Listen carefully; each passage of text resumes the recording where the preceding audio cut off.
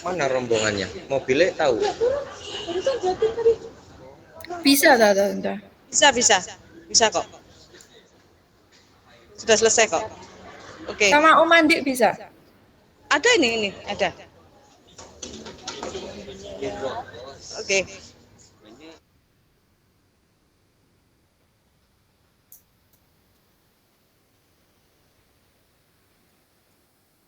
Sudah Isa? Berdua Tante. Oh iya ini di sebelahku ini. Lah ini. Halo. Ya apa gini ta? Mas mau lihat. Duh, jangan. Siapa mah? Ciling-ling. Ciling-ling. Ya. Ya apa ini? Titit Durnota. Ya, oke. Landscape-nya. Oke. Ah. Oke, Ling.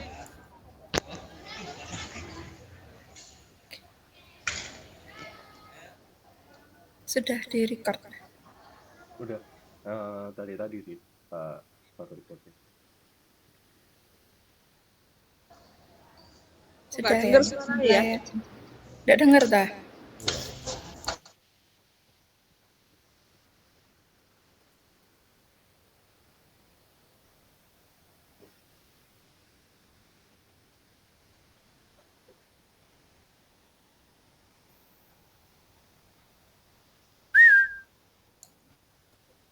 Oke, mungkin kita langsung mulai aja interview hari ini ya. Pertama-tama mungkin terima kasih terlebih dahulu kalau kami ucapkan untuk narasumber yang udah hadir pada hari ini. Sebelumnya izinkan kami perkenalkan diri terlebih dahulu. Perkenalkan nama saya Adrian Adi, mahasiswa Universitas Kristen Petra yang juga jadi teman satu kelas sama Kalista juga ya. Dan ini ada teman-teman saya. Ada Billy Chuan, ada Aldo Octavio, ada Albert Irgi, ya sama Kalisa sendiri. Jadi pada kesempatan kali ini mungkin kita ingin bertanya-tanya tentang beberapa hal mungkin ya tentang parenting seperti itu. Nah, mungkin bisa dimulai dengan Billy. Oke. Aku tanya, kalau boleh tanya, anaknya tadi usianya berapa sama ada berapa anak ya? Anak saya 2. Satu 12, satu usia 12, yang ini 2017. 6. Oke. Berarti yang satu usia 12, yang satu usia 6, selisih 6 tahun gitu. Ya, betul. Nah, ini kan berarti udah ada 2 anak. Berarti kan udah cukup berpengalaman dalam parenting. Nah, ini prinsip utamanya dalam parenting itu apa kalau dari... Prinsip utama dalam parenting harus sepakat. Sih, kesepakatan itu kayaknya menjadi kunci. Jadi apa ini misalnya hal sepele ya. Misal banyak teman-teman itu yang biasa kita sudah menikah, hal keluarga ya, itu biasa tuh kayak uang itu sendiri-sendiri. Iya, gajimu sendiri, gajiku sendiri. Itu kan nggak sepakat. Itu nanti akan jadi konflik pasti. Itu sih. Oh ya, mungkin buat narasumbernya sebelumnya mohon maaf boleh perkenalan dulu mungkin biar teman-teman. Oh iya, lupa ya. Iya. Kita minta maaf ya, karena ini lagi di stadion. Oh iya, nggak apa-apa. Saya Marta, suami saya Andi. Oke, kalau boleh tahu, saya panggil Kak boleh ya? boleh, Gak apa-apa. terserah. Kita kan masih muda toh. Oh iya. Kalau boleh tahu kakaknya udah menikah berapa tahun ya Kak ya? 2006. Berapa berarti ya? Berarti sekitar 16 tahun. 16 tahun ya? Ya, 2006. Oh, sekitar Nggak pernah 16. ngitung sampai bentar Udah lama. lagi. Ini anniversary nih bentar lagi. Tanggal 25 nanti. Oh Anniversary. iya, Berapa tahun selamat berarti? ya. Berapa tahun berarti? 18? 16 ya harusnya. Oh, Mungkin 16. habis ini yang ke-17 berarti ya. Oke, oke. Oke, mungkin karena udah berkenalan, boleh dilanjutin, Billy.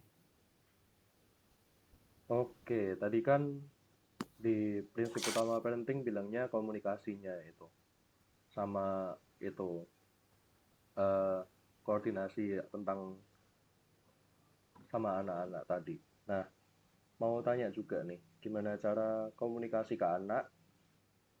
Terus apakah berbeda tiap anak? Jadi kan itu ada 2 anak, yang 12 sama yang 6 tahun. Ya, ya. Kenapa? Nah, itu gimana cara komunikasinya ke 2 anak tadi? Yang 12 sama 6. Apakah berbeda? Dan apakah Oh, sangat mungkin berbeda. Sangat berbeda. Yang pertama, jadi gini, dulu waktu berapa tahun yang lalu itu kita nggak ngerti karena memang 2 anak ini berbeda. Lalu saya tes sidik jari namanya Steven. Nah di situ kita tahu benar-benar karakter anak saya kayak apa. Terus karpet merahnya, istilahnya gitu. Karpet merahnya anak saya itu di mana? Cara ngajar, cara komunikasi semuanya tuh kelihatan. Lihat dari tes Steven itu kita jadi tahu masing-masing anak itu sangat berbeda. Oke, lalu apakah waktu semakin bertumbuh dewasa, komunikasinya lebih mudah atau lebih susah? Oh, kalau susah mudahnya itu ya ada yang mudah ya, karena kan dia sudah mengerti istilahnya bahasa-bahasa. Saya kan juga bisa masuk dengan bahasa mungkin dia remaja, itu lebih enak dibandingkan kalau masih kecil lah. Kalau sudah besar gini juga komunikasi itu kadang dia itu apa ya, kita misalnya ingatkan satu hal, dia kan sudah punya pengertian ya, jadi kadang itu kita ada debatnya. Nah itu yang jadi kendala sih, yang kalau anak sudah besar dia kan sudah bisa mikir medsos, terus apa ya istilahnya, informasi-informasi gitu. Kita kan orang-orang ini bukan, kita juga harus update ya, kalau nggak update kita tuh dibilang jadul gitu loh. Jadi kadang kita bisa, kalau kita nggak update, nggak mau belajar, pasti mudah dibohongi ya sama mereka ya, karena mereka pemikirannya sudah jauh ke depan. Oke, jadi kurang lebih emang ada susah sama mudahnya ya untuk waktu dewasa sama waktu kecil gitu. Kalau dari aku itu aja. Oke. Mungkin bisa Oke. lanjut. Aku ada sedikit pertanyaan sih kebetulan. Menyangkut tentang memiliki anak juga. Menurut kakaknya, apakah mungkin dekat dengan anak itu sangat penting atau tidak kedekatannya? Gimana? Apakah kakak menganggap kedekatan dengan anak itu sangat penting, terutama dalam development anaknya? Ya sangat penting. Kalau kita nggak dekat sama anak, nggak ngerti karakter anak, nggak ngerti gimana yang baik untuk anak, pasti anak nanti apa ya, liar. Karena zaman sekarang ini pergaulan itu sangat penting. Kalau kita nggak bisa mengarahkan, nanti pasti anaknya nggak karu-karuan. Jadi Karena untuk sudah banyak terjadi. untuk menjaga perkembangan anak juga ya. Ya betul, perkembangannya juga. Nah, mungkin ada sedikit pertanyaan lanjutan. Jadi kan memang kedekatan dengan anak itu cukup penting. Saya rasa juga seperti itu. Cuma sebagai orang dewasa kan mungkin kakaknya juga memiliki berbagai kesibukan baik di dunia kerja seperti itu. Mungkin kakak ada saran untuk bagaimana caranya agar seseorang itu bisa mungkin dekat dengan anak yang dimiliki tapi masih bisa mengimbangi dengan pekerjaan yang ada. Kalau saya dulu, saya baru saja resign. Dulu anak saya ini kan banyak kegiatan ya. Saya jadi jarang ketemu sama dia. Tapi saya berusaha. kalau tiap malam gitu kita doa bersama. Tapi sampai di satu titik saya memang harus memutuskan lebih baik saya tidak bekerja untuk mengurus anak, karena anak menurut saya investasi yang terbesar. Kalau uang bisa dicari, tapi kalau anak nggak karu-karuan, itu membetulkannya sangat susah. Oh ya, jadi benar-benar fokus dengan mendidik dan menjaga anak ya. Iya. Oke, iya. Tapi menyangkut dengan masa depan anak, mungkin seperti saya sendiri sebagai contoh kan, kebetulan saya sudah umur 21 tahun. Em, saya memulai memiliki mungkin dorongan untuk ya pingin mencari jalan hidup sendiri, pingin cari value-value dengan berjalan di luar dunia luar sana. Nah, mungkin apakah sebagai orang tua ya, terutama menurut Kakaknya, penting nggak sih kalau misalnya membangun karakter anak itu tetap meskipun, seorang anak ya, pingin punya tujuan dan arahnya masing-masing itu tetap harus diarahkan dan mungkin, cara mengarahkannya seperti apa? Maksudnya ini anak sudah besar, Iya terus dia punya keinginan sendiri di luar orang tua, nggak sesuai iya dengan orang tua gitu ya. iya. Ah, kalau menurut saya, selama yang diingini itu baik, saya sebagai orang tua akan tetap mendukung. Bagaimanapun keputusan dan yang menjalani itu anak. Orang tua hanya support. Tapi seandainya itu eh, menurut menurut saya, menurut orang tua itu nggak bagus untuk anak, ya saya kan kasih tahu. Tapi bukan dengan cara gimana. Ya itu pentingnya itu. Karena saya sudah tahu ya, anak saya lewat tes Steven tadi itu. Saya jadi tahu gimana caranya saya masuk ke dia. Saya ngomongnya harus bagaimana, timingnya kapan, waktu cara apa supaya dia bisa mau terima itu bagaimana. Ya dari saya lihat hasilnya itu. Oke oke. Iya, baik, terima kasih ya. Mungkin Aldo ada pertanyaan mungkin? Ya, saya ada pertanyaan juga. Untuk pertanyaan pertama, kalau misalnya Anda lagi nakal atau berbuat kesalahan, gimana caranya sebagai orang tua untuk memberitahu yang benar? Apakah perlu dimarahi atau ada cara lain? Tergantung usia. Kalau masih kecil, terus ya usia berapa ya kok? 6, ya 6, 7, ya pokok under 9 lah. Tapi yang enggak juga sih, 7 lah. Itu saya masih istilahnya ya jubit atau ngasih apa ya, teguran keras. Tapi kalau dia 6 ke atas gitu, enggak. Karena saya tahu kalau anak di bawah usia 5 tahun itu nanti dia akan lupa, maksudnya memorinya tuh lupa ya, gimana ya, hilang mas, nggak inget. Mungkin kalian inget nggak usia 4 tahun 3 tahun dipukuli orang tua, inget nggak kan? Ya itu di bawah 5 tahun masih oke dengan kekerasan untuk mendidik, tapi setelah itu saya enggak. Nah ya, selanjutnya kalau setelah anak dimarahi, gimana cara memberi pengertian yang baik agar anak tidak tersakiti? kasih jeda terus saya kasih tahu kenapa tadi dimarahi, salahnya di mana. Terus kalau seandainya itu bertengkar sama kakaknya, Udah ya dilepas saya suruh ya. minta maaf. Minta tolong ya Terus di nanti, lobby ya. Ini aku sih perjalanan. Ini setelah anakku itu, aku suruh ambil ya atas nama sebentar. Cid ya. Ya, atas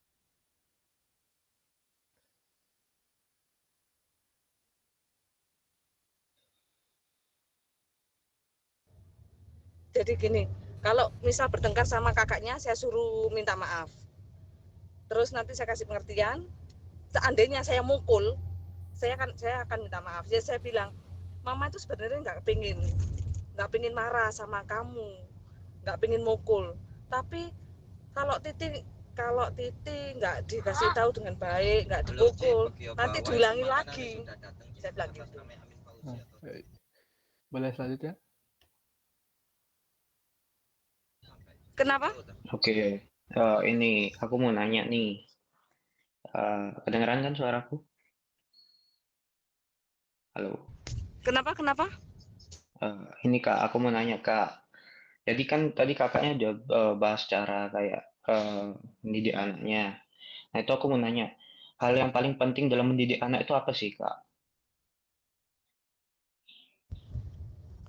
Kasih, kasih. Kasih. Maksudnya harus imbang. Kasih dengan didikan itu harus imbang. Meskipun Oke. meskipun saya istilahnya mungkin bagian anak ya. Oh, mamanya jahat, mamanya gini. Tapi mereka sayang sama saya. Meskipun papanya keras, tapi mereka sayang sama papanya. Oke, mungkin lanjut ke pertanyaan selanjutnya. Aku juga mau nanya nih Kak. Jadi bagaimana sih cara membangun hubungan anak dengan Tuhan itu Kak? Itu harus orang tuanya yang berubah dulu itu. Nanti anak melihat orang tua kok.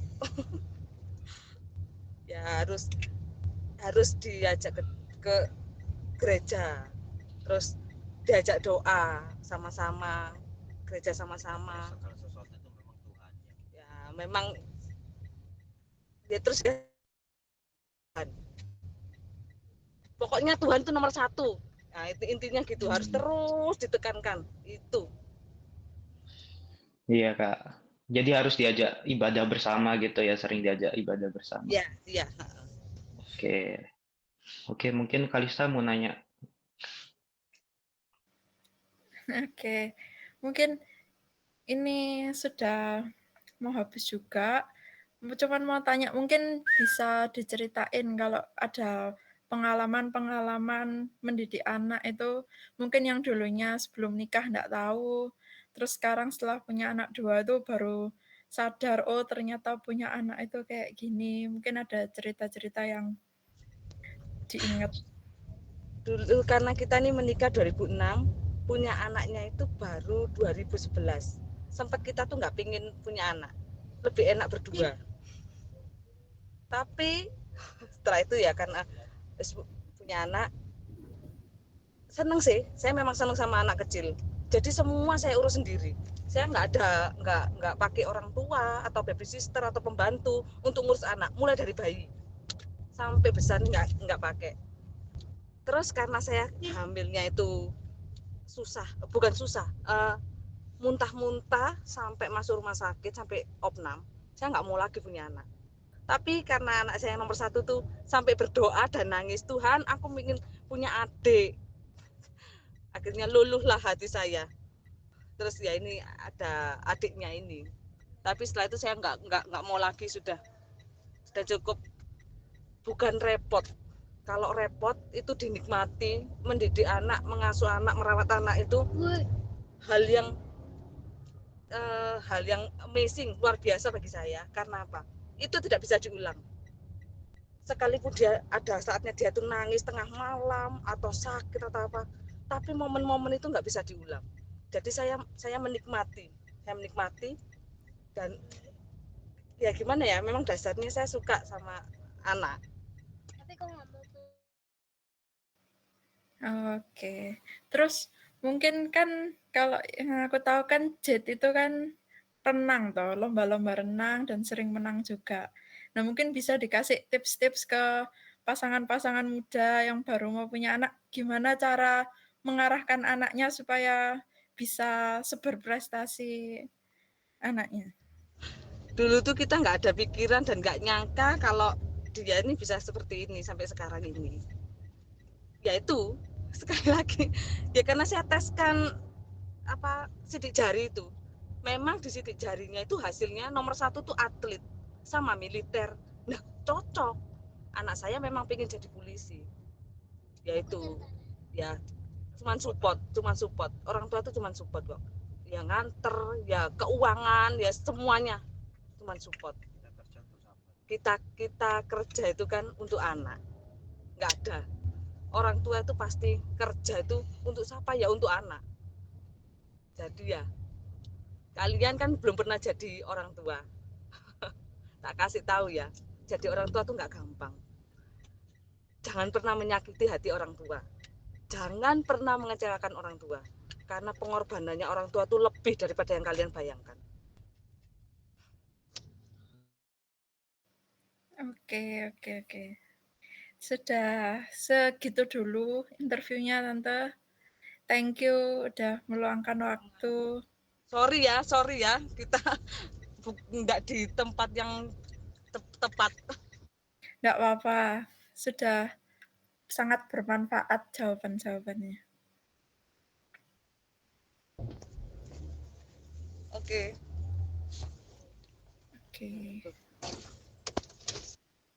Ada lagi?